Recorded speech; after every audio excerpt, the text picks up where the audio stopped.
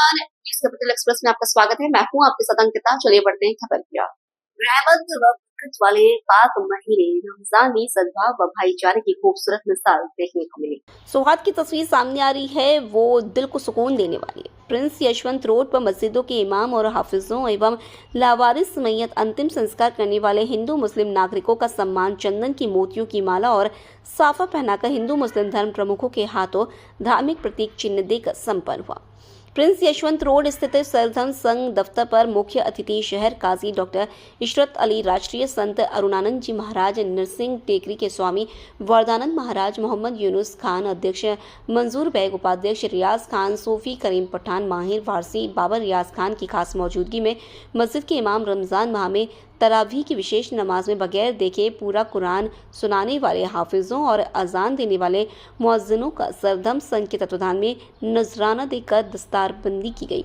इस मौके पर शहर काजी इशरत अली ने कहा, रमजान का पवित्र महीना पूरी इंसानियत के पैगाम के साथ रहमत बनकर आया है। सरधम संघ के मंजूर बैग ने कहा, मस्जिदों में प्रतिदिन 5 वक्त नमाज पढ़ाने वाले पेश इमाम हाफिज साहिबान महीने भर कुरान सुनाने के साथ देश की खुशहाली के लिए दुआ करते हैं। वह समाज को सही राह दिखाने वाले धर्म गुरुओं के सम्मान से ही समाज का मान बढ़ता है। ऐसी शख्सियतों का सम्मान कर हमें खुशी मिलती है।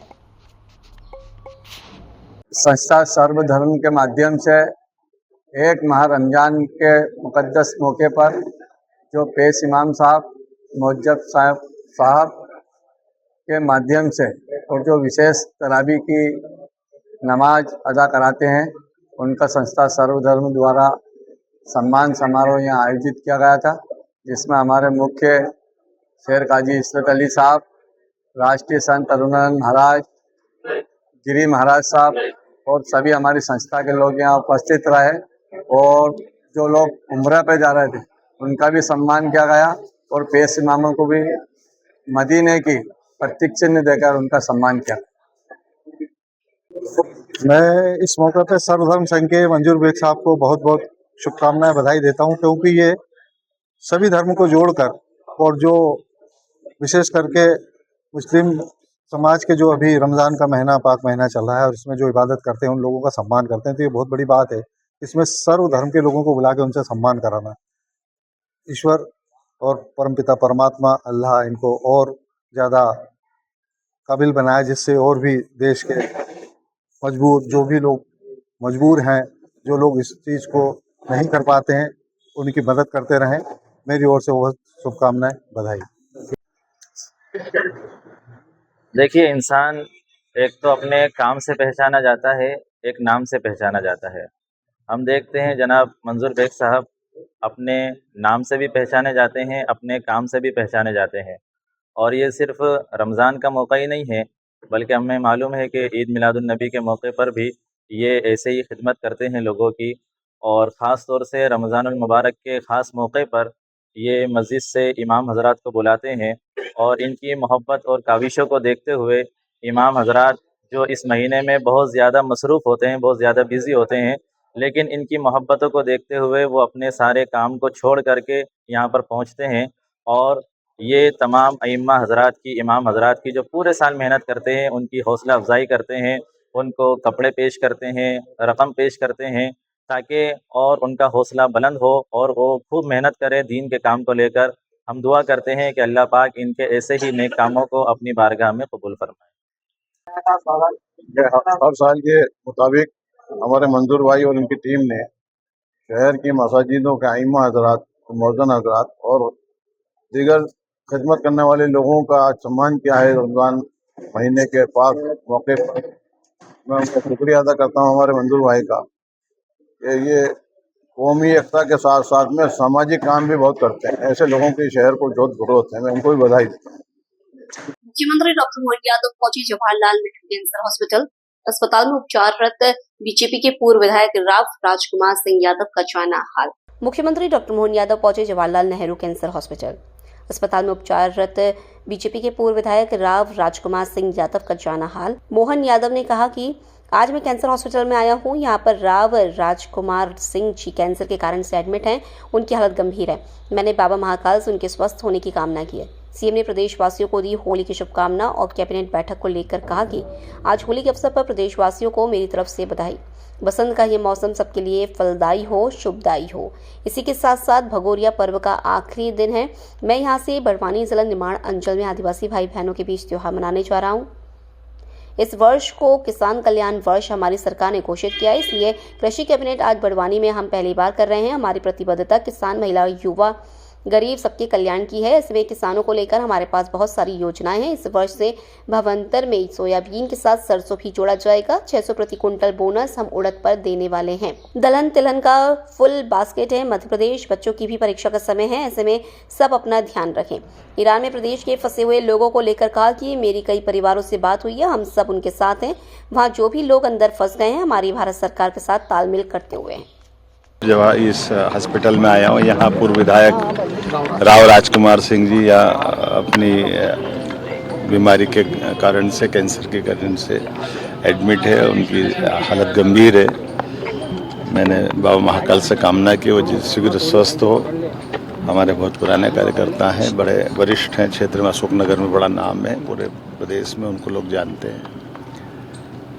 आज होली के अवसर पर मेरी अपनी ओर से पूरे प्रदेशवासियों को बधाई। हम सब होली के आनंद के साथ बसंत का ये मौसम सबके लिए फलदायी हो, शुभदायी हो। इसी के साथ साथ भगोरिया पर्व का आज आखिरी दिन है। मैं यहाँ से बड़वानी जिला निमाड़ अंचल में आदिवासी भाई बहनों के बीच त्यौहार का, उनके साथ आनंद लेने का, होली का, भगोरिया का, और ये किसान कल्याण वर्ष हमारी सरकार ने घोषित किया। इसलिए किसान कैबिनेट, कृषि कैबिनेट के नाते से आज बड़वानी में पहली बार हम लोग करने वाले हैं। किसान कैबिनेट के माध्यम से हमारी प्रतिबद्धता माननीय प्रधानमंत्री श्रीमान नरेंद्र मोदी जी के नेतृत्व में किसान, महिला, युवा, गरीब सब वर्गों के कल्याण की है। ऐसे में किसानों को लेकर बहुत सारी योजना हमारी सरकार बना भी रही, लागू भी कर रही है। जैसे इस वर्ष सभी भावांतर सोयाबीन के सामान हम सरसों पर भी खरीदने वाले हैं। 600 रुपये प्रति कुंटल बोनस उड़द पे देने वाले हैं। ये दलहन तिलहन सब प्रकार की फूड बास्केट है। मध्य प्रदेश और आगे बढ़ता जाए, लेकिन अपना ध्यान रखें, अपने होली के आनंद में आसपास का ध्यान रखें। ये परीक्षा का समय भी है। हमारे युवा बच्चे, विद्यार्थी जिनका स्कूली जीवन का बड़ा महत्व का दिन है। इस समय सभी चीज़ों के लिए आवश्यक सावधानी रखते हुए अब होली के आनंद में मेरी अपनी ओर से बधाई। राजधानी भोपाल में करोड़ों की जमीन को हड़पने का कारनामा सामने आया है। एक पीड़ित किसान पिछले कई वर्षों से अपनी इस जमीन में खेती कर अपना गुजारा कर रहा था, मगर जैसे ही उस प्राइम लोकेशन की जमीन पर भूमाफिया की नजर पड़ी तो उस जमीन को हड़पने के लिए शासन प्रशासन से लेकर कई नामचीन लोग पीछे पड़ गए। नतीजा आज वह जमीन मालिक अपनी ही जमीन को बचाने के लिए दर दर की ठोकरें खा रहा है। दरअसल मामला भोपाल के अयोध्या बाईपास इलाके में करीब 50 करोड़ रुपए की जमीन को कथित तौर पर कौड़ियों के दाम हड़पने का है, जिसमें पीड़ित किसान ने एक प्रभावशाली राजनेता और 2 डिप्टी कलेक्टर समेत राजस्व अधिकारियों पर मिलीभगत का गंभीर आरोप लगाया है। क्या है पूरा मामला, सुनिए किसान की जुबानी। मैं अनिल कुमार ठाकुर, निवासी ग्राम बावलिया कला का रहने वाला हूँ। मेरी एक ज़मीन अयोध्या बाईपास रोड पर 2.5 एकड़ के आसपास। यहाँ पे मैं 33 वर्षों से लगातार खेती करता आ रहा हूँ। मैं विवादित रूप से खेती कर रहा हूँ। ये मेरे स्वयं के पैसे से खरीदी हुई भूमि है। इस भूमि पर एक विवाद 16 अगस्त से आरंभ हुआ। मैं यहाँ पे बैठा हुआ था।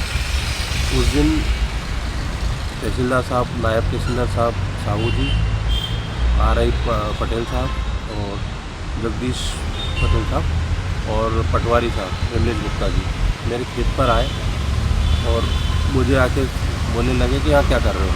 तो मैंने कहा सर यहाँ मैं बैठा था, मेरा भोजन मुझे बना रहा था। तो बोले ये बोर्ड किसने लगाया है, ये बाउंड्री क्यों कर रहे हो, इसको लेके उन्होंने सवाल किए। तो मैंने कहा सर मेरी भूमि है, इसकी मैं फेंसिंग करवा रहा हूँ और मेरा स्वामित्व की भूमि है। मैं भर्ती इसमें मट्टी डलवाई थी, पिछले 2 वर्षों से मैं मट्टी भर्ती करवा रहा हूँ। तो बोले ये बोर्ड उखाड़ के यहाँ से हटा दो आप। तो मैंने कहा साहब ऐसा क्यों है। तो बोले ऊपर से साहब का आदेश है, हम पे दबाव है, तुम हटा लो, नहीं तो अच्छा नहीं होगा। मैंने कहा सर ऐसा कोई आदेश हो आपके पास। तो उन्होंने कहा फालतू बात मत करो, नहीं तो हम पुलिस बुला के आपका हिसाब हटवा देंगे। तो मैंने कहा साहब क्या कारण है, कोई कारण। तो बोले आप तहसील आ जाइएगा, साहब से मिल लीजिए, आपके सारे दस्तावेज लेके सोमवार को उपस्थित होंगे।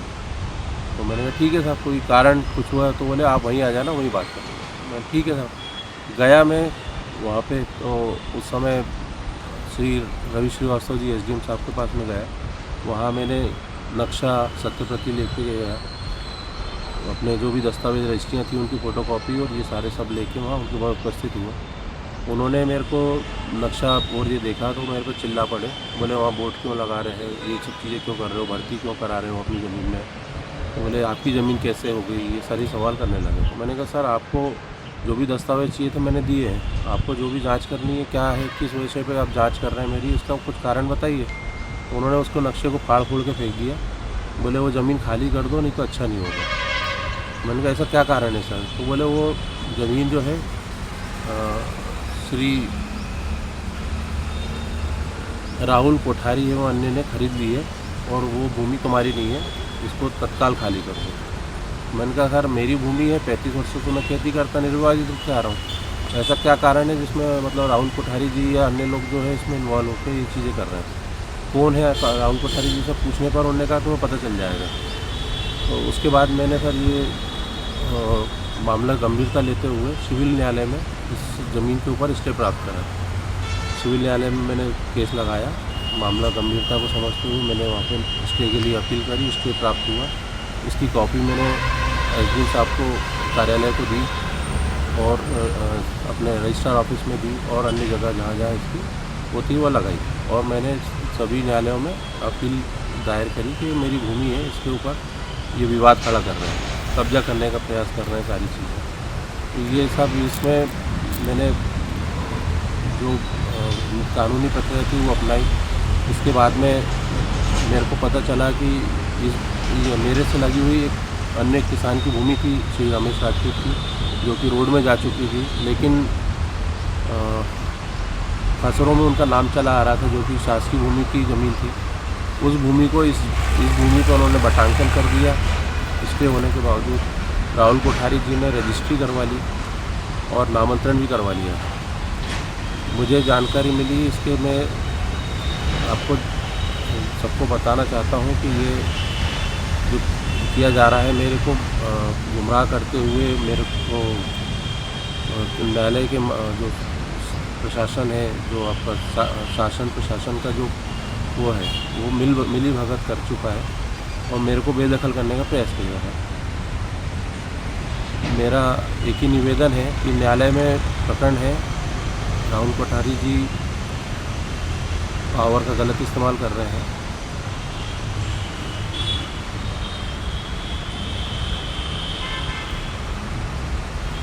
अब आगे क्या चाहते हैं आप? इसमें जो भी न्यायालय आदेश करेगा हमें मान्य है, लेकिन शासन और प्रशासन अगर इस तरह से कार्य करेगा तो फिर आम आदमी कहाँ जाएगा।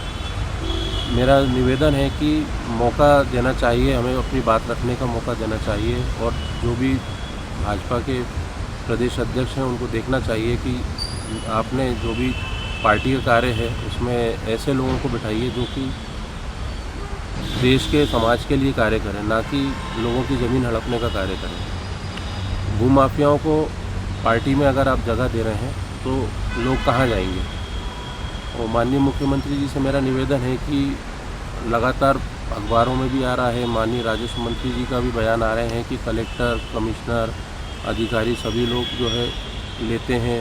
ये सब अगर चलेगा तो आम आदमी कैसे न्याय की उम्मीद करेगा। बाकी न्यायपालिका पे मुझे विश्वास है कि मेरे को न्याय मिलेगा। स्टे होने के बावजूद रजिस्ट्री हुई, नामांतरण हुई और आगे किसी अन्य को बेच के विक्रय करके मुझे बेदखल करेंगे, लेकिन मैं न्यायालय से उम्मीद रखता हूं कि मेरे पक्ष, मेरे जो भी दस्तावेज हैं, जो भी मेरे वो हैं तर्क हैं, उनको सुना जाएगा न्यायालय में और मेरे को न्याय प्राप्त होगा। बहुत बढ़िया। Bank of India Officers Association Madhya Pradesh Chhattisgarh इकाई ने आज भोपाल में अपनी 48वीं वार्षिक साधारण सभा का सफल आयोजन किया। इस भव्य कार्यक्रम में मध्य प्रदेश और छत्तीसगढ़ के विभिन्न कोनों से 1200 से अधिक कार्यरत अधिकारियों ने हिस्सा लिया। इकाई के अध्यक्ष कामरेड अमित गुप्ता की अध्यक्षता में आयोजित इस बैठक में अधिकारियों के कल्याण और बैंकिंग क्षेत्र के बदलते स्वरूप पर गहन चर्चा की गई। कार्यक्रम की मुख्य विशेषताएं निम्नलिखित रहीं। रणनीतिक रिपोर्ट। महासचिव कामरेड कुलदीप स्वर्णकार ने बैंकिंग बिरादरी को संबोधित करते हुए आईटी अवसंरचना में बदलाव और डिजिटल धोखाधड़ी की बढ़ती चुनौतियों से निपटने पर जोर दिया। सकारात्मक संवाद। बीओआई ऑफिसर्स फेडरेशन के अध्यक्ष कामरेड नीलेश पवार ने अपने संबोधन में कहा कि प्रबंधन के साथ सौहार्दपूर्ण संबंधों और निरंतर अनुवर्ती कार्रवाई के कारण कई लंबित मुद्दों को सफलतापूर्वक सुलझा लिया गया है। प्रबंधन का आश्वासन। Field general manager comrade Sanjay Srivastava ने एसोसिएशन को पूर्ण सहयोग देने और अधिकारियों के लिए एक बेहतर कार्य वातावरण सुनिश्चित करने का भरोसा दिलाया। इस गरिमामयी अवसर पर कामरेड वी मिश्रा के साथ इंदौर, उज्जैन, खंडवा, धार और रायपुर के आंचलिक प्रमुख भी उपस्थित रहे। कार्यक्रम में यूको बैंक फेडरेशन के सचिव कामरेड संदीप चौबे ने भी विशेष रूप से शिरकत की। बैठक का समापन अधिकारियों के अधिकारों की रक्षा और उनके कल्याण के लिए एकजुट होकर प्रयास जारी रखने के संकल्प के साथ हुआ। Sir, bank of India officers संगठन किस प्रकार काम कर रहा कर्मचारियों क्या सुविधा? जैसे आज हम यहाँ पर हमारी 48वीं वार्षिक आम सभा के लिए इकट्ठित हुए हैं। करीब पूरे मध्य प्रदेश और छत्तीसगढ़ से करीबन 1400 से 1500 ऑफिसर्स यहाँ पर एकत्रित होते हैं। एकत्रित होने का एक कॉन्स्टिट्यूशन अमेंडमेंट रीजन भी है कि इनको साल में एक बार वार्षिक आम सभा करनी है। इस आम सभा में पूरे बड़े लीडर्स, हमारे नेशनल लीडर्स आते हैं, हमारे महाप्रबंधक भी आते हैं। उनके बारे में डिस्कस किया जाता है कि क्या किस तरीके की नई आगे क्या रणनीति रहेगी, जो पॉलिसीज गवर्नमेंट की है। अगर वो बैंक के फेवर में है तो उसको एक्सेप्ट करना है, अगर फेवर में नहीं है तो किस तरीके से उसका एजिटेशन करना है। कुछ नए डेवलपमेंट जो भी बैंक में हो रहे हैं वो हमारे बड़े लीडर्स द्वारा बताए जाते हैं। तो एक तरीके का जागरूकता ऑफिसर्स को दी जाती है और बैंक के प्रति किस तरीके से उसको काम करना है, क्या करना है कि बैंक दिन पे दिन प्रगति करे। मेरा नाम अमित गुप्ता, मैं प्रेसिडेंट हूँ bank of India Officer association Madhya Pradesh Chhattisgarh unit. Cyber fraud जैसे बड़े मामले दिख रहे हैं तो कर्मचारी कहेंगे अब दबाव में मैक्सिमम दबाव रहता है, इसलिए क्या देखिए, साइबर फ्रॉड में मैं ये मानता हूँ कि 100% केसेस में बैंक कर्मियों की कभी गलती नहीं होती है। यह एक पूरा सिंडिकेट होता है, संगठित अपराध करते हैं। इसके बड़े बड़े गैंग्स पूरे देश में फैले हुए हैं। देश क्या विदेश में भी इससे रिलेटेड जो ग्रुप हैं, वो गैंग है, वो काम करते हैं।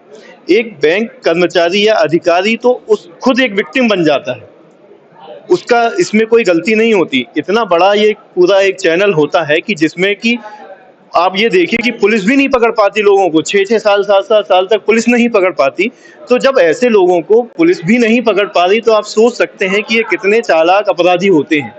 तो साइबर फ्रॉड से बचने के लिए बैंक हर तरीके से जागरूकता पैदा करता है लोगों में, अपने कस्टमर्स को भी बताता है और 100% मानकर चलिए कि कस्टमर की कुछ ना कुछ गलती उसमें होती है, तब साइबर फ्रॉड का वो शिकार बनता है।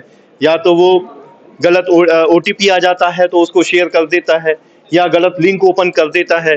तो इन सब चीज़ों के लिए और भी सरकार को जागरूकता बढ़ाना चाहिए। और बैंक खुद इसमें एक विक्टिम है। सबसे ज़्यादा इसमें परेशानी बैंक को ही होती है, क्योंकि उसको कस्टमर सर्विस भी देना होती है, कस्टमर को समझाना पड़ता है, कस्टमर की शिकायत का रजिस्ट्रेशन करना होता है। साथ ही साथ पुलिस और जो अदर एजेंसीज इन्वॉल्व होती हैं इसके रिपोर्टिंग में और जांच में, उनके साथ बैंक को भी साथ में काम करना पड़ता है। तो हमारी भी सरकार से यही अपील है कि साइबर फ्रॉड रोकने के लिए कड़े से कड़े नियम बनाए जाएं और जो लोग इस तरीके के अपराधी हैं उनको बहुत जल्दी ही पकड़ में लाया जाए और सही उनको सजा मिले, तभी ये साइबर फ्रॉड रुक सकता है। आज का जो कार्यक्रम है उसका मुख्य विषय क्या है, शॉर्ट में बताइए। आज का जो कार्यक्रम है ये हमारी 48वीं वार्षिक आम सभा है। एक रजिस्टर्ड ट्रेड यूनियन है हमारा Bank of India Officers Association Madhya Pradesh एवं छत्तीसगढ़ इकाई। आज की इस सभा का मुख्य उद्देश्य हमारे सभी साथियों को संगठित करना और उनको मैसेज देना, उनसे उनकी शिकायतें सुनना और उस पे काम करना ही आज का हमारा मुख्य उद्देश्य है। आज की सभा में हमारे फेडरेशन के महासचिव श्री नीलेश पवार जी पधारे हैं, हमारे महाप्रबंधक बैंक के श्री संजय श्रीवास्तव जी पधारे हैं, उनका भी मैं बहुत बहुत धन्यवाद देता हूं। हमारे लीडर्स का, हमारे मैनेजमेंट का बहुत बहुत धन्यवाद देता हूं और सभी मेंबर्स का। एक एक मेंबर जो हमारा 7 जोन है, रायपुर, धार, उज्जैन, इंदौर, खंडवा, भोपाल, जबलपुर जोन से लोग पधारे हुए हैं यहाँ शामिल होने के लिए। तो मैं उन सभी को भी बहुत बहुत धन्यवाद देता हूँ और सभी मीडिया को भी धन्यवाद देता हूँ कि आपने हमें इतना मौका दिया अपना मैसेज पब्लिक तक पहुंचाने के लिए। आपका नाम? मैं Kuldeep Swarnkal, general secretary Bank of India Officer Association MPCG unit. Sir, आज बैंक ऑफ इंडिया का किन मुद्दों पर चर्चा हुई? ये आज 48वीं आम सभा है। इस आम सभा में हम जो भी हमारा हर साल का लेखा जोखा जो होता है वो हमारे मेंबर के सामने प्रस्तुत करते हैं, जिसमें हमारा अकाउंट्स ऑडिट होता है, जो हमने पूरे साल में जो काम किया, जो कार्य किया, वो हम मेंबर के सामने रखते हैं। एंड बाकी जो आगे का भी रोड मैप है वो डिस्कस होता है बैंक को ग्रो करने के लिए। जैसे आज एमपी छत्तीसगढ़ यूनिट में हमारा पूरा दोनों स्टेट आते हैं, मध्य प्रदेश एंड छत्तीसगढ़।